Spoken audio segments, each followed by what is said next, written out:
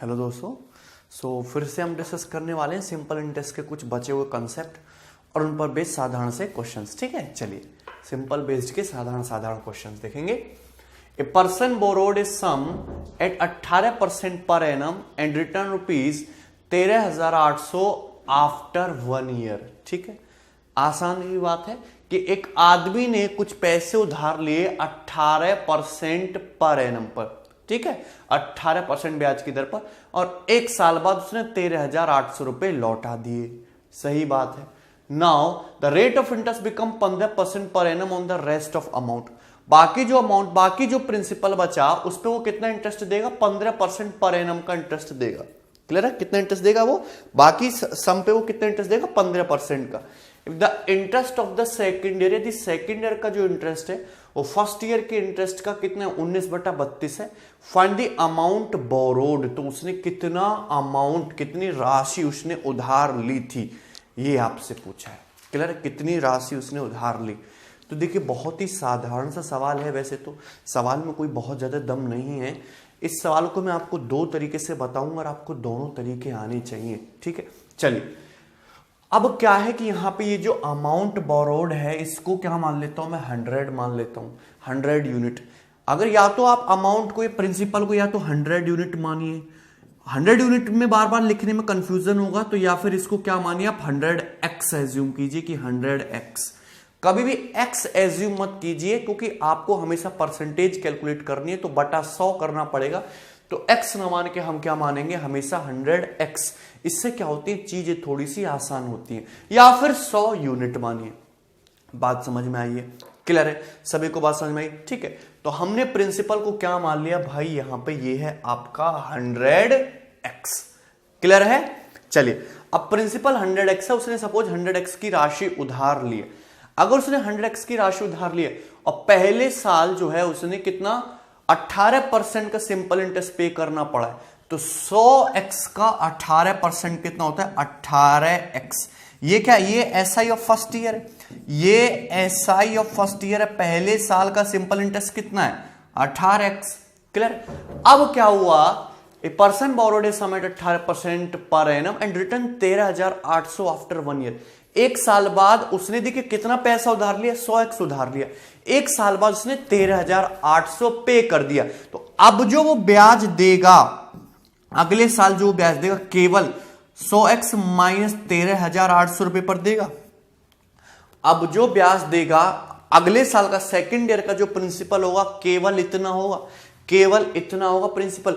अगले साल ब्याज वो केवल इतने पैसे पे देगा, 100x माइनस 13,800 पर। क्लियर? इंटरेस्ट तो हमेशा आपका प्रिंसिपल पे दिया जाता है। तो 100x उधार लिया, 13,800 उसने लौटा दिया एक साल बाद। तो अब जो वो सिंपल इंटरेस्ट देगा वो केवल इतने पैसे पे देगा, इतने रुपए पर। लेकिन क्या हुआ? सेकंड ईयर में rate of interest become 15% per annum. Rate of interest कितना हो गया? 15% हो गया। तो इतने प्रिंसिपल पर 15% के हिसाब से कितना इंटरेस्ट देगा? इंटू 15/100, इसका 15%। तो ये क्या आ गया तुम्हारा? ये एसआई ऑफ सेकेंड ईयर आ गया। ये दूसरे साल का सिंपल इंटरेस्ट आ गया। क्लियर है? सभी को बात समझ में आई है? तो ये 100x माइनस 13,800 का 15% सेकेंड ईयर का एसआई है और वो फर्स्ट ईयर का एसआई है। क्वेश्चन में ये बोला गया है सेकेंड ईयर का जो इंटरेस्ट है वो फर्स्ट ईयर के इंटरेस्ट का 19/32 है। तो फर्स्ट ईयर का इंटरेस्ट है 18x, 18x का 19/32। ये आपके सेकेंड ईयर का जो इंटरेस्ट है वो फर्स्ट ईयर के इंटरेस्ट का 19/32 है। तो जस्ट इक्वल रख दिया। कोई डाउट है इसमें किसी को? तो देखिए कितना आसान सा क्वेश्चन है। आपको बस यहां पे थोड़ा सा अब इसको सिंप्लीफाई करना। 5 से काटेंगे तो 3 और 20 हो जाएगा, 3 × 18 हो जाएगा, 4 पंजे 20, 4 अट्ठे 32, 2 तिया 6, 2 चौक 8।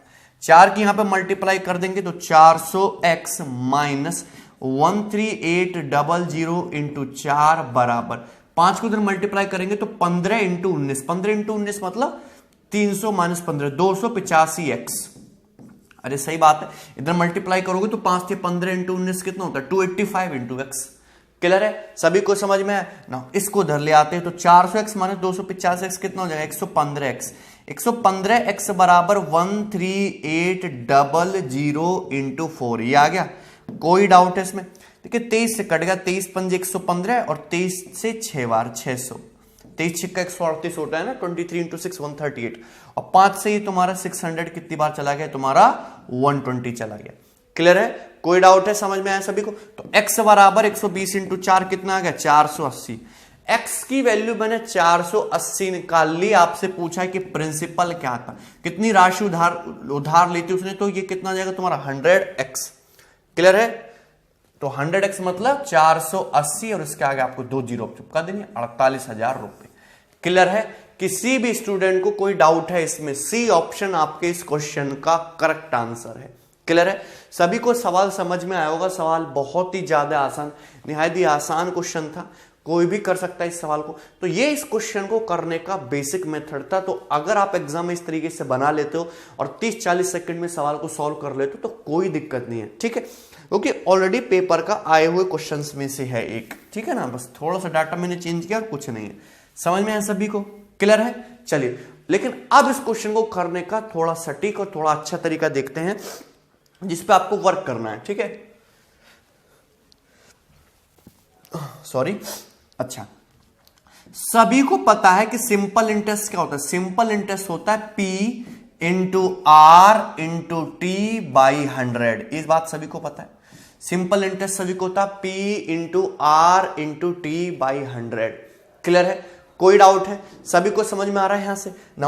अब गौर से सुनना मेरे भाई, गौर से सुनना, अगर मैं यहां से P प्रिंसिपल की वैल्यू निकालना चाहूं तो ये हो जाएगा आपका SI into 100, simple interest into 100 बटे R इंटू टी, यही हो जाएगा, यही हो जाएगा। कोई डाउट है? अगर मैं यहां से प्रिंसिपल की वैल्यू निकालना चाहूं तो ये हो जाएगा सिंपल इंटरेस्ट इंटू 100 बटे R इंटू टी। 100 एक कांस्टेंट है, ये तो 100 एक नंबर है, यानी कि प्रिंसिपल आपका डायरेक्टली डिपेंड कर रहा है सिंपल इंटरेस्ट पे, रेट ऑफ इंटरेस्ट पे, टाइम पीरियड पे। इस क्वेश्चन में जो आपका टाइम पीरियड है वो कांस्टेंट है, पहला साल मतलब 1 साल, सेकंड ईयर भी 1 साल। टाइम जो है यहां पे 2 ब्याज आपको दिखाए गए, फर्स्ट ईयर का 18%, सेकंड ईयर का 15%, लेकिन दोनों के लिए टाइम कांस्टेंट है, वो भी 1 साल के लिए, ये भी 1 साल के लिए, यानी कि टाइम भी कांस्टेंट है, 100 भी कांस्टेंट है। तो मुझे बताइए आपका प्रिंसिपल फिर डायरेक्टली किस पे डिपेंड कर रहा है, इस रेशियो पे डिपेंड कर रहा है। आपका प्रिंसिपल डायरेक्टली डिपेंड कर रहा है किस पे, simple interest and rate of interest के रेशियो पे डिपेंड कर रहा है। आपका जो प्रिंसिपल है डायरेक्टली किसके प्रोपोर्शनल है, सिंपल इंटरेस्ट से रेट ऑफ इंटरेस्ट के रेशियो के प्रोपोर्शनल है। क्लियर है, कोई डाउट है? अगर आप ये लॉजिक तुरंत पकड़ पाते हो तो क्वेश्चन बड़ी आसानी से वर्बली सॉल्व हो जाएगा। जैसे कि मैं यहां पे बात करूं फर्स्ट ईयर और मैं यहां पे बात करूं सेकंड ईयर, मैं यहां पे बात करूं फर्स्ट ईयर, मैं यहां पे बात करूं सेकंड ईयर, तो फर्स्ट ईयर का प्रिंसिपल और सेकंड ईयर का प्रिंसिपल गौर से समझना, दोनों के प्रिंसिपल का रेशियो में बड़ी आसानी से निकाल सकता हूं। क्वेश्चन में दिया हुआ है interest of the second year is 19/32 of first year. Second year का जो सिंपल इंटरेस्ट है वो फर्स्ट ईयर के सिंपल इंटरेस्ट का 19/32 है, यानी कि अगर फर्स्ट ईयर में सिंपल इंटरेस्ट 32 है, फर्स्ट ईयर में यदि सिंपल इंटरेस्ट 32 है तो सेकंड ईयर में सिंपल इंटरेस्ट 19 है। तो ये है आपके एसआई का रेशियो, ये है आपके एसआई का रेशियो। इतनी बात सभी को समझ में आती है, कोई दिक्कत है ना? क्वेश्चन के अकॉर्डिंग पहले साल रेट ऑफ इंटरेस्ट 18%, दूसरे साल रेट ऑफ इंटरेस्ट 15%, तो ये आपके रेट ऑफ इंटरेस्ट का रेशियो है, ये 18% और ये आपका 15%। क्लियर है, कोई डाउट है इसमें किसी भी स्टूडेंट को यहां तक? ठीक है, समझ में? ये चीजें मैं हटा दे रहा हूं।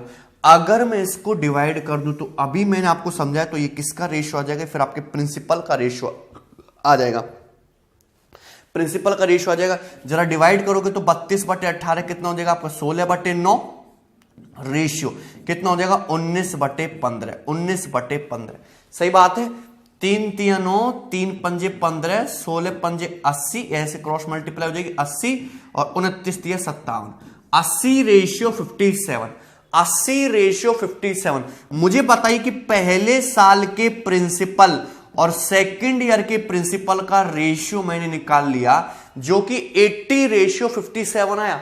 फर्स्ट ईयर के प्रिंसिपल और सेकंड ईयर के प्रिंसिपल का रेशियो भाई मैंने कैलकुलेट किया 80:57 आया, लेकिन क्वेश्चन के अकॉर्डिंग क्या बोला है कि सेकंड ईयर में उसने 13,800 रुपए रिटर्न कर दिया था सेकंड ईयर के स्टार्टिंग में, यानी कि फर्स्ट ईयर के प्रिंसिपल से 13,800 रुपए कम है सेकंड ईयर का प्रिंसिपल।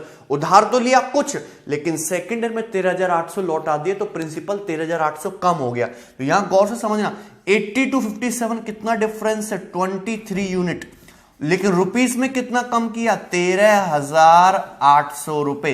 तो एक यूनिट की वैल्यू कितनी आ गई, एक यूनिट की वैल्यू आ गई 600 रुपए, पूरा पूरा कट गया। आपसे पूछा है कि इनिशियल प्रिंसिपल बताइए कितना राशि उसने उधार लिया था। उसने उधार लिया था 80 यूनिट, तो 80 यूनिट की वैल्यू हो जाएगी 80 गुणा 600 यानी कि 48,000 रुपए, 48,000 रुपीज उसने बोरो किया था, जो कि भाई है आपका ये सी ऑप्शन। सी ऑप्शन आपके इस क्वेश्चन का करेक्ट आंसर है। क्लियर है? बताइए किसी भी स्टूडेंट को इस सवाल में कोई डाउट है तो ये बहुत ही ज्यादा सिंपल, बहुत ही ज्यादा आसान सा क्वेश्चन था, इसमें कुछ भी दम नहीं था। अगर आपको ये कंसेप्ट पता हो, ये जो रिजल्ट्स हैं इस पे आपको बड़ा गौर करना। आने वाले सवाल भी आपकी इसी बात पर डिपेंड करेंगे कि क्या कांस्टेंट है, क्या चेंज हो रहा है, किस पे कैसे डिपेंड कर रहा है। 100 भी कांस्टेंट है, टाइम भी कांस्टेंट है, तो प्रिंसिपल डायरेक्टली किस पे डिपेंड करेगा, सिंपल इंटरेस्ट और रेट ऑफ इंटरेस्ट के रेशियो पे। सिंपल इंटरेस्ट का रेशियो गिवन है, रेट ऑफ इंटरेस्ट गिवन है, उनका हमने रेशियो निकाला दोनों को, तो यहां से हमको प्रिंसिपल का रेशियो पता चल गया, इनका डिफरेंस दे रखा है, तो आप इनिशियल जो है अमाउंट बोरोड वो आसानी से कैलकुलेट कर सकते हो। क्लियर है? बहुत ही ज्यादा सरल सवाल है, कुछ भी दम नहीं है इसमें। चलिए अब देखिए आगे बढ़ेंगे और नेक्स्ट क्वेश्चन देखेंगे। नेक्स्ट क्वेश्चन चलिए, अब ध्यान से समझना, आपके पेपर में 2-3 पैटर्न के क्वेश्चन आते हैं, आपको बुक्स में भी बहुत सारे सवाल मिल जाएंगे, सिर्फ डाटा चेंज होता है, कंसेप्ट और लैंग्वेज आपकी सेम होती है। तो कंसेप्ट पहले आपको ध्यान से समझना है। इतनी बात सभी को पता होती है कि सिंपल इंटरेस्ट बराबर होता है, सिंपल इंटरेस्ट बराबर होता है PRT/100। सिंपल इंटरेस्ट बराबर होता है PRT/100। क्लियर है? कोई डाउट है इसमें किसी को? सिंपल इंटरेस्ट बराबर होता है PRT/100। तो अगर मैं यहां से P की वैल्यू निकालना चाहूं, गौर से समझना, तो P की वैल्यू आती है SI × 100 बटे RT। SI × 100 बटे RT ये आती है। क्लियर है? कोई डाउट है इसमें किसी भी स्टूडेंट को? क्लियर है? चलिए अब सपोज मेरे पास कोई पैसा था, मेरे पास कोई सम ऑफ मनी था, मेरे पास कोई सम ऑफ मनी था, वो मैंने 3 बैंकों में इन्वेस्ट कर दिया या फिर 3 स्कीम में इन्वेस्ट कर दिया, स्कीम ए, स्कीम बी, स्कीम सी, बैंक ए, बैंक बी, बैंक सी। मेरे पास कोई सम ऑफ मनी था, वो मैंने 3 बैंकों में इन्वेस्ट कर दिया, ए बी सी में, ए बी सी में इन्वेस्ट कर दिया। बैंक ए में इन्वेस्ट किया है मैंने R1 रेट ऑफ इंटरेस्ट से T1 टाइम के लिए, समझ में आया? बैंक बी में इन्वेस्ट किया मैंने कुछ amount R2 rate of interest से T2 टाइम के लिए। बैंक सी में इन्वेस्ट किया मैंने R3 रेट ऑफ इंटरेस्ट से T3 टाइम पीरियड के लिए। कोई डाउट है? क्लियर है? और क्वेश्चन के अकॉर्डिंग आपका ये दिया हुआ है कि इनके पूरे टाइम पीरियड कंप्लीट हो जाने के बाद, इनका पूरा टेन्योर कंप्लीट हो जाने के बाद, इसका T1, इसका T2, इसका T3, तीनों की समयावधि खत्म हो जाने के बाद तीनों स्कीम से बराबर बराबर सिंपल इंटरेस्ट मिला। यहां से भी सेम सिंपल इंटरेस्ट आया, यहां से भी बराबर सिंपल इंटरेस्ट आया, यहां से भी बराबर सिंपल इंटरेस्ट आया। अगर 100 रुपया ब्याज मिला तो स्कीम बी ने भी 100 रुपया ब्याज दिया, स्कीम सी ने भी 100 रुपया ब्याज दिया। तो स्कीम ए में जो मैंने पैसा इन्वेस्ट किया है PA, स्कीम बी में जो मैंने पैसा इन्वेस्ट किया है PB, स्कीम सी में जो मैंने पैसा इन्वेस्ट किया है PC। तो ये जो इन्वेस्टमेंट है, ये जो प्रिंसिपल है, इसका जो रेशियो हो जाएगा वो मुझे बताओ क्या होगा। रेशियो सीधा सीधा यहां पे आप देखोगे प्रिंसिपल क्या होता है, SI × 100 बटे RT। 100 क्या है, एक कांस्टेंट है, और क्वेश्चन के अकॉर्डिंग दे रखा है कि सिंपल इंटरेस्ट जो हम ले रहे हैं वो क्या है, तीनों स्कीम से बराबर है। क्या है? तीनों स्कीम से मिलने वाला सिंपल इंटरेस्ट क्या है, बराबर है। अगर तीनों स्कीम से मिलने वाला सिंपल इंटरेस्ट बराबर है तो प्रिंसिपल मुझे बताइए किस पे डिपेंड करेगा, डायरेक्टली 1/RT पे, रेट और टाइम के रेसिप्रोकल पे डिपेंड करेगा, यानी कि ये हो जाएगा 1/R1T1 ratio 1/R2T2, 1/R2T2 ratio 1/R3T3। ये हो जाएगा स्कीम ए, स्कीम बी, स्कीम सी में निवेशित की गई राशियों का ratio. 1/R1T1 ratio 1/R2T2 ratio 1/R3T3। ये एक फॉर्मूले की तरह लोग बताते हैं, पर मैं कहूंगा कि आपको पता तो हो, इसका कभी कोई यूज करेंगे नहीं, मैं आपको सवाल बेसिक से ही कराऊंगा। आपको बस पता होना चाहिए कि 1/R1 ratio 1/R2 ratio 1/R2T2 ratio 1/R3T3। Clear है? ये कहां से आया ये मैंने अभी आपको समझा दिया है, ये यहां से निकल के आता है। क्लियर है? कोई डाउट है इसमें किसी भी स्टूडेंट को? पीए रेशियो पीबी रेशियो पीसी बराबर 1/R1T1 ratio 1/R2T2 ratio 1/R3T3। Clear है? कोई डाउट है? चलिए अब आगे बढ़ेंगे। एक और मैं आपको चीज समझाना चाहूंगा यहां से, ठीक है? अच्छा, यहीं पे समझते हैं कि जैसे सपोज एक आदमी ने दो ही बैंक में पैसा इन्वेस्ट किया, पीए और पीबी, दो ही बैंक में पैसा इन्वेस्ट किया, तो इसमें जो यदि सिंपल इंटरेस्ट मिलने वाला बराबर है तो पीए पीबी का रेशियो जो जाएगा 1/R1T1 रेशियो 1/R2T2 हो जाएगा। क्लियर है? अगर मैं आप इसे क्रॉस मल्टीप्लाई करके लिख दूं तो ये क्या आ जाएगा, R2T2 रेशियो R1T1, ये आ जाएगा क्रॉस मल्टीप्लाई करके। तो यहां पे आप पी और पीबी का रेशियो डायरेक्टली क्या लिख सकते हैं, R2T2 रेशियो R1T1। देखिए कितना वर्बली सॉल्व हो जाएगा कि अगर आपने दो स्कीम में, दो बैंकों में पैसा इन्वेस्ट किया, R1T1 और R2T2 से, समझ में आया कि नहीं? R1 rate of interest T1 time के लिए, R2 rate of interest T2 time के लिए, उनसे मिलने वाला सिंपल इंटरेस्ट बराबर है, तो पी और पीबी का जो रेशियो हो जाएगा वो सीधा वर्बली आप यहां से लिख सकते हो R2T2 रेशियो R1T1 से। क्लियर है? कोई डाउट है? सिंपल है। चलिए अब देखिए, कभी कभी क्वेश्चन में यह भी बोला जाता है कि आपने तीन स्कीम या 3, 4, 5 जो भी स्कीम हो उनमें पैसा इन्वेस्ट किया एबीसी में। स्कीम ए में इन्वेस्ट किया है R1 रेट ऑफ इंटरेस्ट से T1 टाइम के लिए, स्कीम बी में इन्वेस्ट किया R2 रेट ऑफ इंटरेस्ट से T2 टाइम के लिए, स्कीम सी में इन्वेस्ट किया R3 रेट ऑफ इंटरेस्ट से T3 टाइम के लिए। क्लियर है? और इस बार बोला है कि उनसे मिलने वाला अमाउंट इक्वल है स्कीम ए की समय अवधि खत्म होने के बाद, स्कीम बी का टाइम खत्म होने के बाद, स्कीम सी का टाइम खत्म होने के बाद जो आपके पॉकेट में पैसा आया, जो आपके पॉकेट में पैसा आया, गौर से समझना। क्लियर है? जो आपके पॉकेट में पैसा आया वो इक्वल है। तो मुझसे पूछा है कि उसने स्कीम ए, स्कीम बी और स्कीम सी तीनों में जो पैसा इन्वेस्ट किया है उसका रेशियो क्या था, पीए रेशियो पीबी रेशियो पीसी आपसे पूछा है। तीनों स्कीम में इन्वेस्ट किए गए प्रिंसिपल का रेशियो आपसे पूछा है। क्लियर? तो कुछ भी नहीं करना, मुझे बताओ अमाउंट होता क्या है? अमाउंट क्या होता है? अमाउंट होता है principal plus simple interest. Simple interest क्या होता है, PRT अपॉन 100, यही तो होता है, PRT अपॉन 100, यही तो होता है। क्लियर है? कोई डाउट है इसमें किसी को? ना। इसको अगर मैं यहां से P कॉमन ले लूं तो मैं ऐसे लिख सकता हूं 100 प्लस RT अपॉन 100, ऐसे लिख सकते हैं 100 प्लस RT अपॉन 100, ये तो अमाउंट होता है। क्लियर है? इतनी सी बात सभी को समझ में आती है। अमाउंट क्या होता है, प्रिंसिपल प्लस सिंपल इंटरेस्ट, मिश्रधन बराबर मूलधन प्लस साधारण ब्याज, तो P प्लस PRT बटे 100, P कॉमन ले लिया तो 100 प्लस RT बाई 100, ये क्या हो गया, अमाउंट हो गया।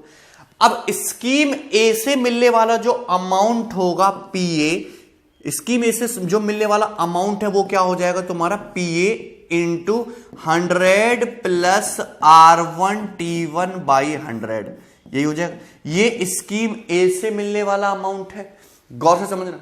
स्कीम ए से मिलने वाला अमाउंट है, उसका टाइम पीरियड खत्म होने के बाद पीए, स्कीम ए में कितना पैसा इन्वेस्ट किया, पीए, पी प्रिंसिपल है, ए मतलब स्कीम है, 100 plus R1T1, R1 rate of interest है, T1 टाइम पीरियड है। क्लियर है? स्कीम बी से जो अमाउंट मिलेगा वो क्या हो जाएगा, वो हो जाएगा P2, 100 प्लस R2 बटे R2T2 बाई 100, ये हो जाएगा। स्कीम सी से कितना मिलेगा, ये हो जाएगा तुम्हारा P3, 100 प्लस R3T3/100। क्लियर है? कोई डाउट है इसमें किसी भी स्टूडेंट को यहां तक? ठीक है, तो अब अगर आप जरा गौर से समझे तो यहां पे देखिए 100, ये 100, ये 100 आप हटा ही सकते हैं। क्लियर है? अगर आपको यहां से पीबी आएगा, P2 नहीं, और ये पीसी आएगा। ठीक है, अगर आपको यहां से पीए, पीबी और पीसी का रेशियो निकालना है और ये तीनों चीज इक्वल है, तो रेशियो एंड प्रोपोर्शन में मैं आपको सिखा चुका हूं कि पीए, पीबी, पीसी की वैल्यू क्या हो जाएगी, सीधा बटे में चला जाएगा, यानी कि 1/100 plus R1T1 ratio 1/100 plus R2T2 ratio 1/100 plus R3T3, 1/100 plus R3T3। ये हो जाएगा आपके प्रिंसिपल का रेशियो जो आपने तीनों स्कीम्स में इन्वेस्ट किया है उसका। क्लियर है? इसको भी आप एक फॉर्मूले की तरह समझ सकते हैं, एक स्टैंडर्ड रिजल्ट की तरह याद रख सकते हैं, पर नहीं भी याद रखते हैं तो भी कोई दिक्कत नहीं होगी। आप बेसिक से अगर आपको ये लाइन लिखना आता है तो आपको ये याद करने की जरूरत ही नहीं पड़ेगी। ठीक, मैं तो इसलिए बता देता हूं कि कहीं आप बाद में कंप्लेंट ना करो कि ये चीज नहीं बताई थी, दिस चीज इज बेकार। क्लियर है? लेकिन फिर भी आपको ये जो बेसिक वाली बात है ये पता होनी चाहिए, जिसको ये पता है उसको ये रटने की जरूरत नहीं पड़ेगी। क्लियर है? सभी को समझ में आया? ठीक है, तो यानी कि अगर तीनों स्कीम से मिलने वाला अमाउंट बराबर है तो सीधा सीधा अमाउंट को इक्वल रख दीजिए, वहां से रेशियो आ जाएगा आपका। क्लियर है? सभी को बातें समझ में, और कैसा है वो भी मैंने आपको समझा दिया। ठीक, चलिए अब हम इन्हीं दोनों जो मैंने आपको रिजल्ट बताया स्टैंडर्ड रिजल्ट, इन्हीं पर बेस्ड क्वेश्चन करेंगे अगले जितने भी सवाल हैं, गौर से समझना। ठीक है भाई, जैसे सवाल नंबर है 37, A certain sum of money is invested in two parts in such a way that the simple interest from first part at rate of 16% per annum for 18 years is equal to the simple interest on second part rate of 22% per annum for 15 years. Find the sum of money बताइए if difference between both investment is 4200। यदि दोनों investment के बीच का difference 4200 है तो सम of money बताइए। Question verbally solve हो सकता है, क्वेश्चन में कुछ भी नहीं है। आपको इन्वेस्टमेंट क्या पूछा आपसे पूछा sum of money, total sum of money. ठीक है, सर्टेन सम ऑफ मनी दो पार्ट्स में इन्वेस्ट की गई है। सपोज पहला पार्ट है P1, दूसरा पार्ट है P2। पहला पार्ट है P1, दूसरा पार्ट है P2। अलग अलग रेट ऑफ इंटरेस्ट से अलग अलग टाइम के लिए, पर क्वेश्चन के अकॉर्डिंग ये बोला गया है कि जो तुम्हें सिंपल इंटरेस्ट मिला है वो सेम है, दोनों पार्टों पे मिलने वाला सिंपल इंटरेस्ट सेम है। तो P1 और P2 का रेशियो मैं डायरेक्टली लिख सकता था, कितना है 22 इंटू 15, 22 इंटू 15 रेशियो 16 इंटू 18। एक ही लाइन में मैं ये लिख सकता था, एक ही लाइन में। इसको सिंप्लीफाई कर लोगे तो 3 पंजे 15, 3 चिंग 18, 2 से 11 और 2 तिया 6, तो आ गया 55 रेशियो 48। दोनों पार्ट्स में इन्वेस्टमेंट का रेशियो मैंने एक ही लाइन में निकाल दिया। क्लियर है किसी को ना? अगर आपको ये याद लिखना नहीं आता डायरेक्टली तो आप ऐसे भी लिख सकते हैं कि P1 P2 दोनों पार्ट से मिलने वाला सिंपल इंटरेस्ट सेम है। P फिर किस पे डिपेंड करेगा? P डिपेंड करेगा 1/RT पे, 1/RT पे।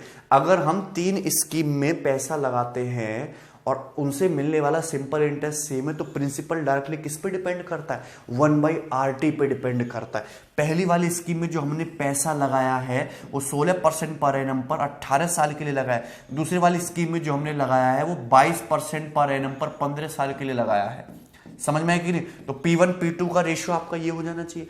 इसको थोड़ा अगर मैं यहाँ पे इधर क्रॉस मल्टीप्लाई करके लिख दूं तो 22 गुणा 15 रेशियो 16 गुणा 18। इसी चीज को तो मैंने डायरेक्टली लिख दिया था, इसी चीज को तो हमने डायरेक्टली लिख दिया था मेरे भाई। कोई दिक्कत इसमें किसी भी स्टूडेंट को? सिंप्लीफाई करोगे, सिंप्लीफाई करने के बाद कितना रहा? 55 रेशियो 48। क्लियर है? किसी भी स्टूडेंट को कोई डाउट है यहां तक? ठीक है, अगर इतना भी नहीं आता तो एकदम बेसिक से कर लो, कोई दिक्कत नहीं है। स्कीम P1 स्कीम जो आपने पहला पार्ट इन्वेस्ट किया, सपोज वो P1 कितना 16% रेट ऑफ इंटरेस्ट से 18 साल के लिए, तो इतना ब्याज मिल जाएगा। दूसरा पार्ट है आपका P2 कितने रेट ऑफ इंटरेस्ट से? 22% रेट ऑफ इंटरेस्ट से 15 साल के लिए। दोनों से मिलने वाला सिंपल इंटरेस्ट बराबर है सिंपल इंटरेस्ट को इक्वल कर लिया, P1 बाई P2 यहां से कितना आ गया, यहां से भी आपका 55/48 आ जाएगा। क्लियर है? तो तीनों तरीके मैंने आपको सिखा दिए, जो आपको पसंद आए वैसे कर लेना। क्लियर है? समझ में आया ना सभी को? ठीक है। अब ये आ गया तुम्हारा P1 से P2 का रेशियो 55/48 आ गया। क्लियर है? क्वेश्चन में ये दिया if difference between both investment is 4200, दोनों इन्वेस्टमेंट के बीच का डिफरेंस जो है 4200 यानी कि 7 यूनिट की वैल्यू क्वेश्चन में कितनी दे रखी है, 4200 रुपए। अगर 7 यूनिट की वैल्यू 4200 रुपए तो 1 यूनिट की वैल्यू कितनी है, 600 रुपए। 1 की वैल्यू 600 रुपए है। आपसे पूछा कि टोटल इन्वेस्टमेंट बताइए कितना, तो टोटल इन्वेस्टमेंट ये है 8 5 13 के 3 5 4 1 6 4 10 103 यूनिट। तो 103 यूनिट के लिए 103 गुणा 600 यानी कि कितना हो जाएगा, 61800 रुपीज, 61,800 रुपए, जो कि आपका ये डी ऑप्शन हो जाएगा। क्लियर है? कोई डाउट है इसमें किसी भी स्टूडेंट को? तो बहुत ही ज्यादा सिंपल, बहुत ही ज्यादा आसान और 1 लाइन का क्वेश्चन था। प्री के पेपर में ऐसे सवाल आते जाते रहते हैं। ठीक है, चलिए आगे बढ़ेंगे और नेक्स्ट क्वेश्चन समझने की कोशिश करेंगे हम लोग। यस, सवाल नंबर है आपका 38। Rupees 11,400 is invested in 3 parts in such a way that the rate of interest is 4%, 5:1/4%, 7:1/2% per annum for 12 years, 10 years, 8 years respectively. If simple interest on each part is equal, find the difference between maximum and minimum invested parts. वही concept है कि 3 scheme में पैसा लगाया अलग अलग time period के लिए, अलग अलग रेट ऑफ इंटरेस्ट से, लेकिन उनसे जो सिंपल इंटरेस्ट मिला वो तीनों स्कीम से बराबर है। तो यहां से मैं तीनों स्कीम में इन्वेस्ट किए गए प्रिंसिपल का रेशियो आसानी से निकाल लूंगा। क्लियर है? अब देखिए, मैं ना तो कोई फॉर्मूला बताऊंगा, मैं आपको एक सिंपल सा तरीका बताऊंगा, उसी से करना है। सपोज पहली स्कीम में P1 इन्वेस्ट किया गया है। अगर P1 इन्वेस्ट किया गया है तो 4% रेट ऑफ इंटरेस्ट है। कितने समय के लिए इन्वेस्ट किया, 12 साल के लिए। तो टोटल कितना हो जाएगा, 12 चौक 48 यानी कि 48%। स्कीम P1 का 48% ये आपका आ जाएगा सिंपल इंटरेस्ट, पहले वाले पार्ट में सिंपल इंटरेस्ट। सपोज पहला पार्ट क्या है, आपका P1 है। पहला पार्ट आपका P1 है, 4% रेट ऑफ इंटरेस्ट है, 12 साल के लिए पैसा इन्वेस्ट किया गया, तो P1 का 48% ये सिंपल इंटरेस्ट आ गया। दूसरा वाला पार्ट सपोज आपका P2 है, P2 रुपया है, कितने साल के लिए इन्वेस्ट किया गया, 10 साल के लिए, 5:1/4% ब्याज की दर है, तो 10 साल के लिए 5:1/4 यानी कि कितना होगा, 21/4%। 21/4% ही आ जाएगा। किसी स्टूडेंट को कोई डाउट है? थर्ड पार्ट मैंने मान लिया सपोज आपका P3 है, कितने साल के लिए पैसा इन्वेस्ट किया गया, 8 साल के लिए इन्वेस्ट किया गया। ब्याज की दर क्या है, ब्याज की दर है 7:1/2% यानी कि 15/2%, 15/2%। तो ये है सिंपल इंटरेस्ट। ये क्या है आपका, ये है आपका सिंपल इंटरेस्ट। क्लियर है? तीनों पार्ट्स में P1 P2 P3 पे। अगर मैं इनके रेशियो की बात करूं तो क्वेश्चन के अकॉर्डिंग ये बोला गया कि तीनों पार्ट से मिलने वाला सिंपल इंटरेस्ट बराबर है, यानी कि 1:1:1 के रेशियो में है। 1:1:1 के रेशियो में तीनों पार्ट से मिलने वाला सिंपल इंटरेस्ट। क्लियर है? कोई डाउट है इसमें किसी भी स्टूडेंट को? यहां तक ये तो बातें सभी को समझ में आ रही होंगी। क्लियर है? नाउ अब देखिए, ये तो 2 पंजे 10 और 2 दूनी 4, ये तो कट गए यहां से, और ये कितना कट गया तुम्हारा, 2 चौक 8। क्लियर है? 3 से कितना चला जाएगा, ये 16 बार, 3 से चला जाएगा भाई ये आपका 7 बार, और 3 से चला जाएगा आपका 5 बार। क्लियर है? कोई डाउट है? तो यहां से मैं P1 P2 P3 का रेशियो बड़ी आसानी से लिख सकता हूं, कोई बिना किसी समस्या के। परसेंट ये तो हट ही जाएगा। यहां से कितना आ रहा है, 16, तो ये हो जाएगा भाई आपका 1/16। यहां से कितना, 35/2, तो ये हो जाएगा इधर जाके 2/35। रेशियो प्रिपोर्शन में मैं समझा चुका हूं ऐसा कैसे होता है। ये तुम्हारा 5 चौक 20, तो इधर जाके हो जाएगा भाई आपका 1/20, 1/20। क्लियर है? कोई डाउट है भाई? यहां पे 2 चौक 8, ठीक है, और ये 3 से काट ले तो 5 चौक 20। यहां तक सभी को बात समझ में आ रही है? तो P1 P2 P3 का रेशियो यही आ जाएगा। लिख सकते हो एक ही लाइन में, किसी भी स्टूडेंट को कोई डाउट है? क्यों लिखा? वो कि सिंपल इंटरेस्ट बराबर दे रखा था, बराबर कर दिया 1:1:1 के रेशियो। अब क्या है, इस रेशियो को थोड़ा सिंप्लीफाई करके लिखना, 16, 35 और 20। कि 16 को लिख सकते हैं हम 4 × 4 लिख सकते हैं, 35 को लिख सकते हैं हम 5 गुणा 7 लिख सकते हैं, 20 को लिख सकते हैं हम 5 गुणा 4, 5 गुणा 4। तो अगर मैं एलसीएम की बात करूं तो एलसीएम आ जाएगा 4 गुणा 4 गुणा 5 गुणा 7, ये आ जाएगा एलसीएम। 4 इंटू 4 कवर हो गया, 5 इंटू 7 कवर हो गया, 5 ऑलरेडी कवर है, 4 ऑलरेडी कवर है। क्लियर है कि नहीं? तो अगर मैं इस पूरे रेशियो को मल्टीप्लाई कर दूं 4 गुणा 4 गुणा 5 गुणा 7 से, तो ये थोड़ा सिंप्लीफाई हो जाएगा। क्लियर है? तो 16 से 16 कट जाएगा तो कितना आएगा, 7 पंजे 35। बात समझ में आ रही है? इससे 35 से 35 कट जाएगा, 4 चौक 16 दूनी कितना आएगा, ये 32 रेशियो। क्लियर है भाई? 20, 4 पंजे 20 कट जाएगा तो कितना आएगा, 7 चौक 28 28। तो मुझे तीनों स्कीम में किए गए इन्वेस्टमेंट का रेशियो ही पता चल गया एक ही लाइन में, 35 रेशियो 32 रेशियो 28। क्वेश्चन के अकॉर्डिंग जो टोटल इन्वेस्टमेंट है वो 11400 है। टोटल इन्वेस्टमेंट है कितना, this plus this plus this, 5 2 7 और 8 15 का 5 15 का 5 हासिल लगा 1, 3 1 4 3 7 2 9 95 यूनिट। क्वेश्चन में 95 यूनिट की वैल्यू दे रखी है 11400 रुपए, 11400 रुपए। क्लियर है? कोई डाउट है? तो यहां से 19 से काट लेंगे, 19 पंजे 95, 19 छिक्का 114, 5 यूनिट की वैल्यू 600 रुपए, तो 1 यूनिट की वैल्यू कितनी आ जाएगी, 120 रुपए। 1 यूनिट की वैल्यू 120 रुपए आ गई। क्लियर है? क्वेश्चन में पूछा है maximum and minimum invested part का डिफरेंस। तो मैक्सिमम इन्वेस्टमेंट क्या है, मैक्सिमम इन्वेस्टमेंट है 35 यूनिट। मिनिमम इन्वेस्टमेंट क्या है, मिनिमम इन्वेस्टमेंट कितना है, 28 यूनिट। दोनों के बीच का डिफरेंस कितना है, दोनों के बीच का डिफरेंस है 7 यूनिट। तो 7 यूनिट की वैल्यू कितनी आ जाएगी, 12 7 84, यानी कि 840 रुपए। तो 840 रुपए इस क्वेश्चन का करेक्ट आंसर है, जो कि आपका ये है first option. First option is the correct answer. Clear है? कोई डाउट है इसमें? किसी भी भाई को बहुत ही बेहतरीन, बहुत ही ज्यादा प्यारा और बढ़िया आसान सवाल था, ना तो टफ है ना आसान है। तो ऐसे सवाल आपके प्री के पेपर में बन सकते हैं और मेंस के पेपर में भी बन सकते हैं। क्लियर है? सभी को बातें समझ में आई हैं ये? चलिए आगे बढ़ेंगे और क्वेश्चन करेंगे इसी टाइप का। सवाल नंबर 39। सवाल नंबर 39 आपकी सीजीएल के पेपर का आया हुआ क्वेश्चन है, सीजीएल एग्जाम का। ठीक है? थोड़ा कैलकुलेटिव क्वेश्चन है, गौर से समझना। A sum of rupees 7930 is divided into 3 parts and given on loan at 5% simple interest to ABC for 2, 3 and 4 years respectively. If the amounts of all 3 parts, amounts बोल दिया भाई, amounts of all 3 are equal after their respective periods of loan, then A received a loan of। Clear है? Paper का आया हुआ सवाल है, गौर से समझना। 7930 रुपए को 3 पार्ट में इन्वेस्ट किया गया, 3 पार्ट में दिया गया लोन के तौर पर। ठीक है? 5% का सिंपल इंटरेस्ट, सिंपल इंटरेस्ट बराबर है 5% सिंपल इंटरेस्ट, लेकिन टाइम पीरियड अलग अलग है, 2 साल के लिए, 3 साल के लिए, 4 साल के लिए respectively. If the amounts of all 3 are equal, यदि तीनों से जो अमाउंट रिसीव किया है वो इक्वल है लोन का पीरियड खत्म हो जाने के बाद, तो बताइए ए ने कितना लोन रिसीव किया। क्लियर है? कोई डाउट है? सपोज ए ने जो लोन रिसीव किया है वो है पीए, बी ने जो लोन रिसीव किया है वो है आपका पीबी, और सी ने जो लोन रिसीव किया है वो है आपका पीसी। मतलब 7930 को 3 पार्ट पीए, पीबी और पीसी में ब्रेक किया गया। तो प्रिंसिपल है। क्लियर है भाई? 3 पार्ट में ब्रेक किया गया।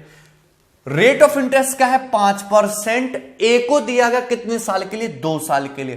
तो अगर 5% सिंपल इंटरेस्ट है 2 साल के लिए दिया गया, तो कितना ब्याज बनेगा, 10%। अगर 10% ब्याज बन जाएगा, 100% प्रिंसिपल है, 10% ब्याज पर, तो अमाउंट कितना हो जाएगा, पीए का 110% हो जाएगा अमाउंट, पीए का 110%। भाई 7930 को 3 पार्ट में ब्रेक किया गया। सपोज ए बंदे को पीए रुपया मिला, अब उसको 10% ब्याज देना पड़ेगा 2 साल बाद, तो उसका जो अमाउंट है पीए का 110% हो जाएगा कि नहीं। क्लियर है? इसी तरीके से बी को भी 5% सिंपल इंटरेस्ट देना पड़ रहा है, लेकिन कितने साल के लिए, 3 साल के लिए। तो उसको कितना ब्याज देना पड़ेगा, 15%। 15% ब्याज देना पड़ेगा, तो इसका अमाउंट कितना हो जाएगा, इसका अमाउंट हो जाएगा पीबी का 115% हो जाएगा amount. So this will be amount. Clear है? सभी को बात समझ में आ रही है यहां तक? ना सी की बात करें, सी के लिए भी सिंपल इंटरेस्ट बराबर है 5%, कोई भेदभाव नहीं है, लेकिन 4 साल के लिए। तो 4 साल में सिंपल इंटरेस्ट कितना हो जाएगा 20%, अमाउंट कितना हो जाएगा 120%। तो ये तीनों बंदे ए बी सी के अमाउंट है। क्लियर है, समझ में है ना, तीनों के अमाउंट है। लेकिन क्वेश्चन के अकॉर्डिंग तीनों की राशि उनके संबंधित ऋण अवधि के बाद समान है। तीनों से जो अमाउंट हम रिसीव करते हैं वो तीनों से मिलने वाला जो अमाउंट है वो क्या है, समान है, यानी कि 1:1:1 के रेशियो में है, 1:1:1 के रेशियो में। इतनी बात आपको समझ में आनी चाहिए। किस रेशियो में, 1:1:1 के रेशियो में। क्लियर है ना। थोड़ा सा सिंप्लीफाई करके लिख देते हैं। देखिए यहां पे ये परसेंट हटा देते हैं, 5 से डिवाइड कर देंगे तो 22 पंजे 110 बराबर पीबी, 23 पंजे 115 इंटू 23 बराबर पीसी, 24 पंजे 120 इंटू 24, 24 पंजे 120 इंटू 24 बराबर 1:1:1, ये आ जाएगा। क्लियर है। तो अगर मैं यहां से निकालने लगूं रेशियो पीए पीबी और पीसी का कि 7,930 को किस रेशियो में ब्रेक किया गया, तो ये सीधा सीधा कितना आ जाएगा 1/22 रेशियो 1/23 रेशियो 1/24, 1/22 रेशियो 1/23 रेशियो 1/24। पूछा है ए को कितना ऋण प्राप्त हुआ, ए को कितना ऋण प्राप्त हुआ, ए को कितना पैसा दिया गया था, यानी कि आपसे ये पूछा है, पीए की वैल्यू पूछिए। क्लियर है। तो अगर मैं यहां पे इसको सिंप्लीफाई करके लिखना चाहूंगा तो 22 23 24 एलसीएम क्या आएगा तुम्हारा 22 23 24, सीधे सीधा मल्टीप्लाई करेंगे तो यहां पे तो आएगा 23 × 24 रेशियो, यहां पे कितना आएगा आपका 22 × 24, 22 × 24, सही बात है। और यहां पे कितना आ जाएगा आपका रेशियो, यहां पे आ जाएगा 22 × 23, यहां पे आ जाएगा 22 × 23, 22 × 23। क्लियर है, कोई डाउट है इसमें किसी भी स्टूडेंट को। अब आपसे जो है इतने यूनिट की वैल्यू पूछे, 23 × 24 यूनिट की वैल्यू पूछिए आपसे, 23 × 24 यूनिट की वैल्यू आपसे पूछिए। क्लियर है। अब यहां पे क्या करना पड़ेगा, मुझे सबकी गुणा करके ऐड करना पड़ेगा, फिर इसके इक्वल रखना पड़ेगा, टाइम वेस्ट होगा। इसको जरा गौर से देखिए क्या लिखा हुआ है 23 × 24।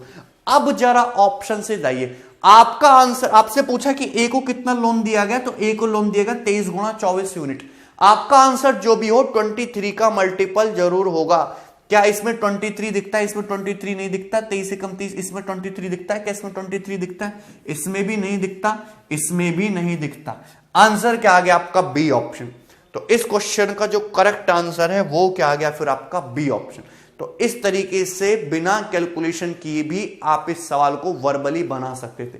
मेरे हिसाब से तो इसमें पेन उठाने की जरूरत नहीं थी, आप ये तो आपको समझाने के लिए मैंने बनाया है कि सीधा सीधा देख सकते हो कि अमाउंट कितना बनेगा 110 115 120, यानी कि 23 24 15 का रिवर्स रेशियो 1/22 1/22 1/23 1/24। सिंप्लीफाई करके लिखोगे तो आंसर तुम्हारा 23 का मल्टीपल जरूर होगा, एक ही ऑप्शन है। आप इसको सॉल्व भी करके देखोगे तो भी आंसर आपका यही आना है। करके देख भी लेते हैं। देखिए 23 × 24 कितना होगा, 24 × 72 का 2 हाथ से लगे 7, 24 × 48 7 55, 552 यूनिट, 552 यूनिट प्लस ये 552 हो गया, 24 दूनी 48 का 8 हाथ से लगे 4, 24 दूनी 48 4 52, 528 यूनिट प्लस, गौर से समझना, 23 दूनी 46 का 6 हाथ से लगे 4, 23 दूनी 46 4 50, ये 506 आ गया। तीनों को अगर मैं ऐड करूं तो 8 2 10 6 16 का 6 हाथ से लेके 5 1 6 2 8 8 हो गया, 5 5 10 5 15 1586 1586 हो गया। क्लियर है। तो तीनों को जोड़ के 1586 यूनिट आया और रुपए में कितने के बराबर दे रखा है 7,930 रुपए के। तो देखेंगे आप गौर से तो ये पूरा का पूरा 5 बार कट गया, पूरा का पूरा ये 5 बार कट गया भाई, 5 बार कट गया तो 1 यूनिट के लिए 5 रुपए आ गए, 1 की वैल्यू कितनी आएगी 5 रुपए आ गई। क्लियर है। कोई डाउट है इसमें किसी भी स्टूडेंट को? ठीक है, पूरा का पूरा ही 5 बार कट जाएगा आपका ना। अगर ये तुम्हारा 1 यूनिट के लिए 5 रुपए आ गई है तो आपसे पूछा कि स्कीम ए में कितना लोन दिया गया था, तो 23 × 24 यानी कि 552 यूनिट, तो 552 यूनिट के लिए कितनी हो जाएगी 552 इंटू कितना 5। क्लियर है, सभी को समझ। तो 2500 प्लस 250 प्लस ये कितना हो जाएगा तुम्हारा 10, तो ये हो जाएगा 2760 रुपए। ये आपका करेक्ट आंसर हो जाएगा जो कि आपका ये वाला ऑप्शन होगा। क्लियर है सभी को बात समझी ना? 5 दूनी 10 के 0, 5 5 25, 26 का 6 से लगे 2, 5 5 25 2 27, 2760 रुपए। तो ये कैलकुलेशन कर लिया आपने, इतना करने की जरूरत ही नहीं थी, सीधा आप वर्बली ऑप्शन से मार्क कर सकते थे कि आंसर जो भी हो 23 का मल्टीपल जरूर होगा, तो यहां पे ये आपका 23 आ गया। क्लियर है, खत्म सवाल, कुछ भी नहीं है इस क्वेश्चन में। ठीक है, चलिए आगे बढ़ेंगे और एक सवाल और देखेंगे इसी पर। ओके, अब ये सवाल मैंने खुद बनाया है, थोड़ा सा चेंज करके, क्योंकि आपके एसएससी के पेपर में अभी तक जितने भी सवाल आए, ये टीचर्स जो भी सिखाते हैं वो हमेशा इक्वल सिखाते हैं, लेकिन मैंने थोड़ा सा चेंज करके ये बनाया है कि यहां पे जो है इक्वल नहीं है, यहां पे मैं एक रेशियो में बांट दिया है, बस इतना सा चेंज है, कोई बड़ी नई चीज नहीं है, गौर से समझना। Rupees 18,210 is invested in 3 scheme A, B and C for 5 years, 8 years and 4 years respectively. These 3 schemes gives a simple interest of 12%, 10%, 12.5% respectively. After completion of each scheme, a person gets amount in the ratio 3:7:4. ठीक है, from these scheme, then find the sum of money invested in scheme C. कितना आसान सवाल है। एक आदमी ने 3 scheme ABC में पैसा इन्वेस्ट किया, सपोज स्कीम ए में PA इन्वेस्ट किया, स्कीम बी में PB इन्वेस्ट किया, स्कीम सी में PC इन्वेस्ट किया, इतनी तो बात समझ सकते हो। तीनों में अलग अलग टाइम पीरियड के लगाया, 5 साल, 8 साल, 4 साल, तीनों में अलग अलग रेट ऑफ इंटरेस्ट से लगाया है। और ईच स्कीम के कंप्लीट हो जाने के बाद, after completion of each scheme, person gets amount in the ratio 3:7:4। उस आदमी को तीनों स्कीम से जो पैसा मिला है वो 3:7:4 के अनुपात में, तीनों स्कीम से मिलने वाला जो अमाउंट है वो 3:7:4 के रेशियो में है। क्लियर है? तो सिंपल सी बात है, अमाउंट का रेशियो दे रखा है 3:7:4। तो पहले देखते हैं, स्कीम ए में 1 साल में मिलता है 12%, तो 5 साल में कितना मिलेगा? 60% सिंपल इंटरेस्ट मिलेगा। भाई स्कीम ए में PA पैसा इन्वेस्ट किया, 60% इंटरेस्ट मिल जाएगा, तो मुझे बताइए अमाउंट कितना हो जाएगा? अमाउंट PA का क्या 160% नहीं हो जाएगा? अमाउंट PA का क्या 160% नहीं हो जाएगा? क्लियर है, खत्म, सिंपल सी बात थी। नाउ बी के लिए देखिए, स्कीम बी में 10% रेट ऑफ इंटरेस्ट है 8 साल के लिए, टोटल कितना हो जाएगा? 80% सिंपल इंटरेस्ट। तो 80% सिंपल इंटरेस्ट मिल जाएगा, तो जो आपका अमाउंट है क्या वो PB का 180% नहीं हो जाएगा? 180%। बताओ किसी भाई को कोई दिक्कत है? क्लियर है? स्कीम सी के लिए बात करूं तो 12.5% रेट ऑफ इंटरेस्ट है 4 साल के लिए, तो 4 साल में टोटल ब्याज कितना हो जाएगा? 50%, 12.5 × 4 50%, यानी कि आपका जो अमाउंट है क्या PC से 50% ज्यादा है, PC का 150% ही नहीं हो जाएगा? तो ये स्कीम A, स्कीम B और स्कीम C से मिलने वाले अमाउंट का रेशियो है उनका टाइम पीरियड खत्म होने के बाद, और यही रेशियो दे रखा है क्वेश्चन में 3:7:4, 3:7:4 दे रखा है, यही रेशियो। क्लियर है? कोई डाउट है इसमें किसी भी स्टूडेंट को? सभी को बात समझ में आ रही? देखिए 0 0 0 हम यहां से काट सकते हैं, परसेंटेज हटा सकते हैं, ये हटा दिया, तो यहां से मुझे पता लग जाएगा PA, PB और PC का जो रेशियो है डायरेक्टली कितना आ जाएगा? ये आ जाएगा तुम्हारा 3/16 रेशियो 7/18 रेशियो 4/15, 4/15 ये आ जाएगा। 3/16 रेशियो 7/18 रेशियो 4/15। क्लियर? किसी भी स्टूडेंट को यहां तक कोई डाउट हो तो ये तो सिंपल सी बात थी, इसमें कुछ भी दम नहीं है अभी तक। ठीक है, अब हमको क्या करना है, इस रेशियो को थोड़ा सिंप्लीफाई करके लिखना। 16 × 18 को क्या लिख सकते हैं? 8 दूनी 16, 9 दूनी 18, यानी कि 9। 15 का मतलब होता है 5 × 3 = 15, 9 में 3 ऑलरेडी आ चुका है, इंटू 5। क्लियर है? तो यहां पे मैं पूरे रेशियो को अगर मैं मल्टीप्लाई कर दूं, देखिए इस तरीके से आपको चीजों को सिंप्लीफाई करना होता है। पूरे रेशियो को मैं मल्टीप्लाई कर दूं 8 × 2 × 9 × 5। क्लियर है? तो क्या हो जाएगा? 16 से 16 कट जाएगा, 9 × 5 = 45, 45 × 3 = 135, 135 रेशियो। गौर से समझना। वैसे तो मुझे केवल मतलब इससे है, 15 से तुम्हारे यहां से 3 बार, 3 दूनी 6 48, 48 चौका 192। आंसर 192 का मल्टीपल होना चाहिए, 192 का मल्टीपल केवल बी ऑप्शन है, आंसर तो यहीं पे आ गया। क्लियर है? इतना सिंपल सा सवाल है, कुछ भी दम नहीं है वर्बली। क्लियर है? फिर भी मैं पूरा बता रहा हूं आपको। हाँ, इससे मल्टीप्लाई करोगे तो देखिए 9 दूनी 18, तो 8 पंजे 40, 40 सत्ते कितना आ जाएगा आपका 280, 280 आएगा रेशियो। इसको सिंप्लीफाई करेंगे तो देखिए 15, 9 पंजे 50, 3, 3 दूनी 6, 48, 48 चौका 192, 192। तो ये स्कीम ए, स्कीम बी, स्कीम सी में किए गए इन्वेस्टमेंट का रेशियो आ गया, किए गए इन्वेस्टमेंट का रेशियो। अब टोटल इन्वेस्टमेंट की बात करें तो कितना है, सबको ऐड करेंगे तो 5 2 7 हो गया, ठीक है। और ये हो गया 8 3 11, 9 20 का 0 वहां से लगे 2 2 1 3 और 2 5 1 6, 607 यूनिट। टोटल इन्वेस्टमेंट स्कीम ए, स्कीम बी, स्कीम सी में मिलाकर 607 यूनिट है। और रुपए में कितना है, रुपयों में है 18,210 रुपीज कर, तो ये पूरा पूरा कट गया। तो एक की वैल्यू कितनी आ गई, एक की वैल्यू आ गई आपकी 30 रुपीज, एक की वैल्यू कितनी आ गई 30 रुपये। अगर एक की वैल्यू 30 रुपए आ गई तो पूछा स्कीम सी में कितना इन्वेस्टमेंट किया गया था, स्कीम सी में इन्वेस्टमेंट किया गया था 192, तो 192 की वैल्यू कितनी आ जाएगी, मल्टीप्लाई बाई 30 कर दोगे तो ये आ जाएगा तुम्हारा 5,760 रुपए, 5760 रुपीज, जो कि आपका बी ऑप्शन होगा, बी ऑप्शन। तो इस क्वेश्चन का जो करेक्ट आंसर है वो क्या हो जाएगा आपका बी ऑप्शन। क्लियर है, कोई डाउट है इसमें किसी भी स्टूडेंट को, तो आपको सवालों को इस तरीके से करना है, ठीक है भाई। चलिए आगे बढ़ेंगे और नेक्स्ट सवाल देखेंगे हम लोग, सवाल नंबर 41। यस, सवाल नंबर 41 काफी ज्यादा इंपॉर्टेंट है, आपको बुक में 3 से 4 सवाल एटलीस्ट मिल जाएंगे जो सेम टू सेम लैंग्वेज में पेपर में आए हुए हैं, ध्यान से समझना। Rupees 21,750 is invested bye a person in the bank account of his two sons whose ages are 9 years and 13 years। तो एक पर्सन है, उसके दो बच्चे हैं, एक की एज है 9 साल, दूसरे की एज है आपकी 13 साल। कोई दिक्कत नहीं है। In such a way that they will get equal amount at an age of 21 years at the rate of 4.5% per annum.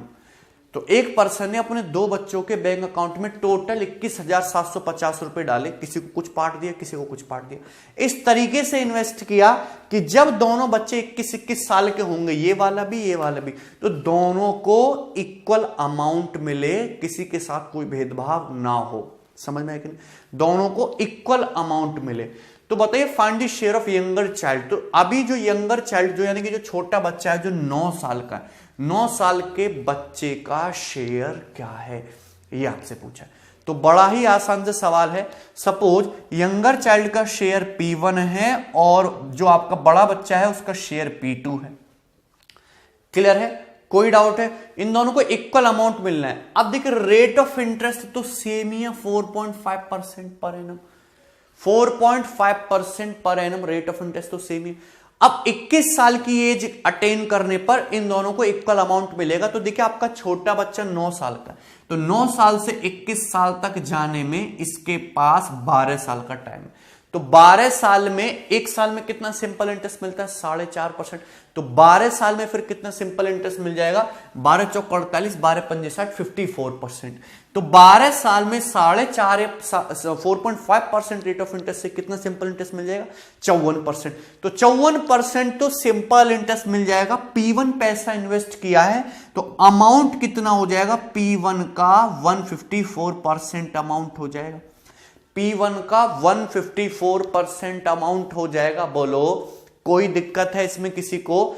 First child को टोटल भाई 9 साल से 21 साल तक 12 साल का गैप है, 12 साल में 4.5% ब्याज की दर से 54% ब्याज मिल जाएगा। P1 टोटल उसके नाम किया है तो P1 पे 54% इंटरेस्ट मिला के 154% अमाउंट हो जाएगा, 100 + 54। ना अब P2 के लिए बात करते हैं। आपका जो सेकंड जो बच्चा है वो 13 साल का है, तो 13 साल से कितना 21 साल तक जाने में कितना समय लगेगा, टोटल 8 साल।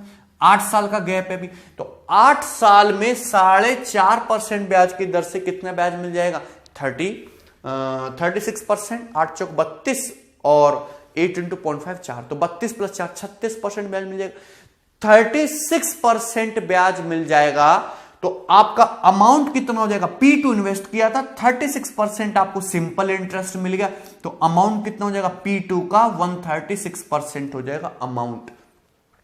P2 का 136% हो जाएगा आपका अमाउंट, और दोनों को मिलने वाला अमाउंट बराबर है, ये हो गया बराबर। क्लियर? किसी भी स्टूडेंट को कोई डाउट है इसमें? सिंपल सी बात है। सिंपल इंटरेस्ट बोले तो सिंपल इंटरेस्ट बराबर रखना है, अमाउंट इक्वल बोले तो अमाउंट को बराबर रखना है, रेशियो बोले तो रेशियो में इक्वल रखना है, इक्वल बोले तो 1:1 के रेशियो में इक्वल रखना है। कैसे भी कर लीजिए। सभी को बात समझ में आई? तो बहुत ही सिंपल सा था, कुछ भी नहीं था, तो आपको बस इसी बात का ध्यान रखना था। यहां से आप देखोगे तो आपका एक ही लाइन में जो है P1 और P2 का रेशियो पता लग जाएगा। ये खत्म हो गया। कितना भाई? 2 छक्का 12 और ये 2 8 16 68। ऐसे एक बार मैं लिख देता हूं, 136 बटे 154 ये आ जाएगा ना। P1 by P2 136 divided by 154। 2 से काटेंगे तो कितना हो जाएगा? 68 और 2 से काटेंगे 77, तो ये आ गया 68:77। 68:77। क्लियर है? कोई डाउट है इसमें किसी को? 68:77 ये आ गया आपका। क्लियर है? सभी को बातें समझ में आ रही हैं? तो देखते ही मैं इसका आंसर मार्क कर सकता हूं। वैसे तो फर्स्ट ऑप्शन इस क्वेश्चन का करेक्ट आंसर। कैसे? ओके, आपसे पूछा है यंगर चाइल्ड का शेयर, जो छोटे बच्चे का शेयर, तो छोटे बच्चे का शेयर यानी कि आपसे 68 यूनिट की वैल्यू पूछिए। 68 आपसे 68 यूनिट के लिए पूछे तो 68 का में क्या दिखता है? 4 दिखता है। आपका आंसर एटलीस्ट 4 का मल्टीपल जरूर होना चाहिए। तो ये तो है नहीं भाई, ये तो पॉइंट्स में चला जाएगा, ये भी पॉइंट्स में चला जाएगा, और ये दोनों 4 के मल्टीपल हैं। लेकिन 68 में 17 भी दिखता है। 17 का मल्टीपल 9900 नहीं है, ये 17 का मल्टीपल है। 17 छक्का 102, ये आंसर है। क्लियर है? खत्म सवाल। इतनी देर का था, आप इसको सॉल्व भी कर सकते हो क्योंकि आपको दे रखा है कि टोटल उसने कितना इन्वेस्ट किया था? 21,750। तो 8 7 15 का 5, 6 1 8 7 15 का 5, 6 1 7 7 14, 145। टोटल 145 यूनिट की वैल्यू कितनी दे रखी है? 21750 रुपीज। ये आ जाएगी। बोलिए, किसी भाई को कोई डाउट है यहां से? तो यहां से 1 यूनिट की वैल्यू कितनी आ जाएगी मुझे बताओ? 1 यूनिट की वैल्यू कितनी आ जाएगी? 1 यूनिट की वैल्यू आ जाएगी यहां से आपका पूरा पूरा कट जाएगा 150 बार, 150 रुपीज। क्लियर है? पूरा का पूरा कैंसिल आउट हो जाएगा। समझ में आया ना सभी को? ठीक है, 150 रुपीज। क्लियर है भाई? 145 से कम 145 और 5 5 25 दिख रहा है, 150 रुपए आ गई। आपसे पूछा यंगर चाइल्ड का शेयर, तो 68 यूनिट के लिए पूछे तो 68 गुणा 150 जीरो, 15 120 का जीरो, यहां से लगे 12, 15 छक्का 90, 90 और 12 कितना होता है? 102। 10200 रुपीज, यानी कि ए ऑप्शन। तो इस क्वेश्चन का करेक्ट आंसर क्या आ जाएगा? आपका फर्स्ट ऑप्शन। क्लियर है? बताइए, किसी भी स्टूडेंट को इस सवाल में कोई डाउट है? आसान सा सवाल था, एक ही लाइन में सॉल्व किया जा सकता है अगर आपको कंसेप्ट पता है और आप कैलकुलेशन में थोड़े से फास्ट हो और ऑप्शन को भी ऑब्जर्व करना जानते हो। क्लियर है भाई? चलिए आगे बढ़ेंगे और हम लोग नेक्स्ट सवाल देखेंगे। अब सवाल नंबर है आपका 42। सवाल नंबर 42 मैंने खुद बनाया है, ध्यान से समझना। इस टाइप का सवाल भी आपके पेपर में बन सकता है। चलिए, गिरी wants to invest some amount in bank account of his 2 sons of 16 years and 13 years 6 months and 1 daughter of 1 year old respectively। तो एक आदमी है, उसके 3 बच्चे हैं। एक बच्चा कितने साल का है भाई आपका? एक तो है आपका 16 ईयर्स का, दूसरा है आपका 13 ईयर्स 6 मंथ यानी कि 13.5 साल का है एक चाइल्ड। क्लियर है? और दूसरी एक आपकी डॉटर है एक राधा रानी, इसका है तुम्हारा भाई कितना? 1 साल का। क्लियर है? सभी को समझ में आया? यहां तक सभी को बात समझ में आती? चलिए अब देखेंगे। उसके बाद हुआ गिरी जो है इन तीनों के बैंक अकाउंट में कुछ ना कुछ पैसे डालना चाहता है। ठीक है, अपने दोनों बेटों के और अपनी बेटी के अकाउंट में, इन सच ए वे, इस तरीके say that they will get an amount in ratio 3:2:1, कि उनको जो अमाउंट मिले, अमाउंट मतलब प्रिंसिपल जो वो इन्वेस्ट करेगा प्लस जो ब्याज है वो 3:2:1 के रेशियो में मिले at an age of 26 years. जब ये तीनों 26 ईयर्स की एज अटेन कर लेंगे, मतलब ये वाला चाइल्ड भी 26 साल का हो, ये सेकंड बेटा भी 26 साल का, बेटी भी 26 साल की हो, तब आपको जब ये तीनों लोग 26 साल की एज अटेन कर लेंगे तो इनको जो अमाउंट मिले वो उसका रेशियो कितना हो? 3:2:1। इस तरीके से उसने बैंक में पैसा इन्वेस्ट किया। और क्या रेट मिल रहा है 14%, 6.4%, 6.8% पर एनम रेस्पेक्टिवली। यानी कि फर्स्ट बेटे के लिए जो आपका ब्याज की दर है ये कितना है 14%, सेकंड के लिए कितना है 6.4%, 6.4%, एंड डॉटर के लिए जो पैसा इन्वेस्ट किया है वो बैंक इंटरेस्ट दे रहा है आपको 6.8% पर एनम।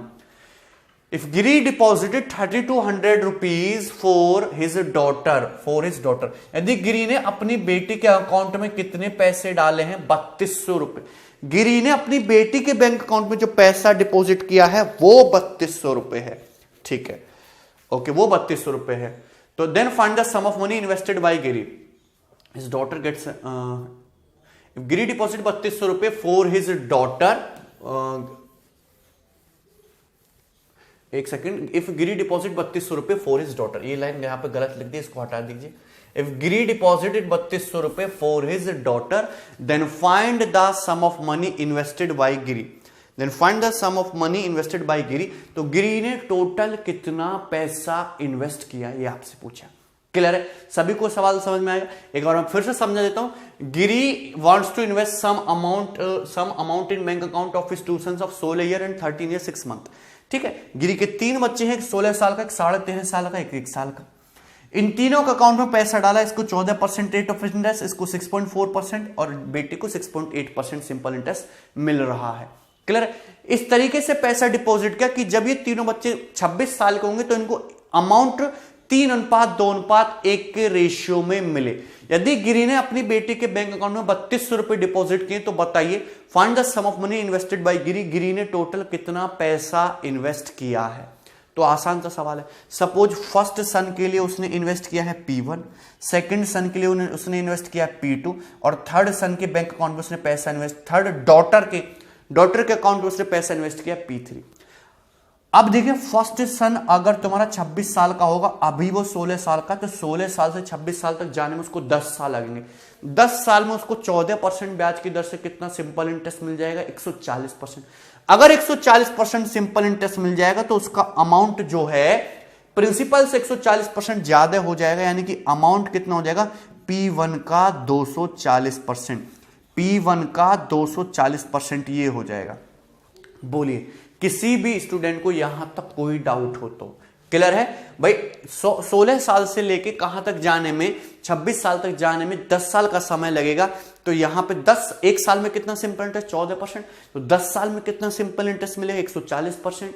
140% सिंपल इंटरेस्ट मिलेगा तो अमाउंट कितना हो गया 140% बढ़ गया ना, P1 का 240% हो गया अमाउंट। तो P2 के लिए बात करो तो अभी ये 13.5 साल का है बेटा उसका, 13.5 साल से 26 साल तक जाने में समय कितना लगेगा, ये लगेगा 12.5 ईयर, 12.5 ईयर्स का समय लगेगा। 1 साल में कितना ब्याज मिलता है 6.4%, तो 12.5 साल में कितना ब्याज मिलेगा, तो ये हो जाएगा आपका 80%। भाई 1 साल में 6.4% ब्याज मिलता है तो 12.5 में 12.5 इंटू 6.4 80% ब्याज मिलेगा। 80% अगर ब्याज मिलेगा, गौर से सुनना, तो मुझे ये बताओ कि आपका अमाउंट कितना हो जाएगा। अमाउंट हो जाएगा P2 का 180%, P2 का 180%। क्लियर है, कोई डाउट है ना। डॉटर P3 के लिए बात करो, उसकी डॉटर अभी 1 साल की है, तो 26 साल तक जाने में कितने समय तक उसको ब्याज मिलेगा 25 साल तक। 25 साल का टाइम है अभी उसके पास, तो 1 साल में कितना इंटरेस्ट मिलता है 6.8%, तो 25 साल में कितना मिलेगा 25 छिक्का 150, 25 अट्ठे ये तुम्हारा 0.8, 25 इंटू 6 150, 25 इंटू 0.8 20, तो 150 प्लस 20 कितना होगा 170। 170% सिंपल इंटरेस्ट मिलेगा तो अमाउंट कितना हो जाएगा, अमाउंट हो जाएगा 270%, 270%। और इन तीनों को मिलने वाला जो अमाउंट है उसका रेशियो क्वेश्चन में साफ साफ दे रखा है 3:2:1 के रेशियो में, 3:2:1 के रेशियो में अमाउंट मिलना चाहिए। क्लियर है, कोई डाउट है यहां पे किसी भी स्टूडेंट को? तो ये तो बात बहुत सिंपल सी थी। नाउ हम क्या कर सकते हैं कि परसेंट हटा सकते हैं, यहां से हम देख सकें P1 P2 P3, P1 P2 P3 का रेशियो आ जाएगा, ये हो जाएगा आपका 3/24, रेशियो 2/18, रेशियो 1/27। ये रेशियो एंड प्रपोर्शन में आपको समझा चुका हूं कि कैसे सिंप्लीफाइड करके लिखा जाता है, चीजों को समझ में आ रही है बातें। नाउ अब गौर से समझिए 3/24, 3/24 का मतलब 1/8, 2/18 का मतलब 1/9, 1/27 का मतलब 1/27। सही है, क्लियर है, कोई डाउट है? देखिए 8 9 27 है, तो पूरे रेशियो को अगर मैं मल्टीप्लाई कर दूं 27 इंटू 8 से तो सिंप्लीफाई हो जाएगा। मल्टीप्लाई करोगे तो 8 60 कट जाएगा, कितना आ जाएगा 27। यानी कि फर्स्ट चाइल्ड के बैंक में जो पैसा डाला वो 27 यूनिट है। सेकंड के लिए कितना आ जाएगा? सेकंड के लिए आ जाएगा आपका 9 3 27 24 24 आ जाएगा, 24 आ जाएगा। थर्ड चाइल्ड के लिए कितना आ जाएगा? थर्ड चाइल्ड के 27 से 27 कट गया, कितना 8। ठीक है, तो उसके दोनों बेटे और डॉटर के बैंक अकाउंट में जो पैसा इन्वेस्ट किया वो 27:24:8 के रेशियो में होना चाहिए। 27:24:20:8 के रेशियो में होना चाहिए। क्लियर है? इतनी बात समझ में आ रही है सभी को? क्लियर है भाई? यहां तक 27:24:8 के रेशियो में होना चाहिए। ठीक है, क्लियर है? अब क्वेश्चन के अकॉर्डिंग ये बोला गया है आपका कि डॉटर के बैंक अकाउंट में जो पैसा डाला है, डॉटर के बैंक अकाउंट में जो पैसा डाला है वो कितना है? 3200 रुपए। तो 8 की वैल्यू क्वेश्चन में 3200 रुपए दे रखी है, तो 1 की वैल्यू कितनी हो जाएगी? 400। 1 की वैल्यू कितनी हो जाएगी? 400। पूछा कि टोटल कितना अमाउंट इन्वेस्ट किया, तो टोटल इन्वेस्ट किया है, तीनों को जोड़ देंगे तो कितना आ जाएगा? 7 4 11 8 9 2 2 4 1 5। ठीक है, तो ये आ जाएगा 59। तो 59 यूनिट टोटल इन्वेस्ट किया है, 1 की वैल्यू 400 है, तो 59 यूनिट की वैल्यू कितनी हो जाएगी? 59 इंटू 400 यानी कि 23600 रुपीज, 23,600 रुपए, यानी कि डी ऑप्शन। क्लियर है? D option. भाई डॉटर के बैंक अकाउंट में 3200 रुपए डाला, तो 8 की वैल्यू 3200 है, तो 1 की वैल्यू 400 रखिए। टोटल इन्वेस्टमेंट कितना है? 27:24:8 के रेशियो में है। क्लियर है? 27:24:8 के रेशियो में है। इतनी बात समझ में आ रही है सभी को? क्लियर है भाई? तो यहां पे 59 इंटू 400 तो कितना आएगा तुम्हारा? 23,600 आएगा टोटल इन्वेस्टमेंट। क्लियर है? चलिए, तो ये बहुत ही ज्यादा सिंपल, बहुत ही ज्यादा आसान से सवाल थे। तो एक असाइनमेंट मैंने आपका पूरा कंप्लीट करा दिया सिंपल इंटरेस्ट का।